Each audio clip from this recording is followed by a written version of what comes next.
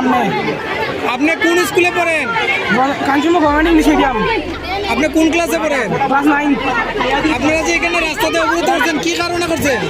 কারণ আমাদের স্কুলে সাবজেক্ট আছে যদি টিচার নাই আমরা। এখন আপনারা যে টিচার নাই এখন কি দাবি জানাইতেছেন? কারণ আমরা চাইছি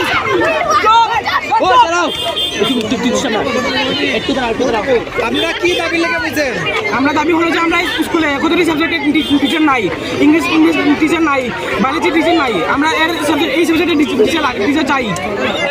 কত সময় পর্যন্ত বলছেন এখানে? কয়টার থেকে? কয়টার থেকে? যদি আপনারা টিচার না হয় আপনারা কত সময় পর্যন্ত থাকবেন? যতক্ষণ তো আমরা আর চাহিদা পূরণ হয় না।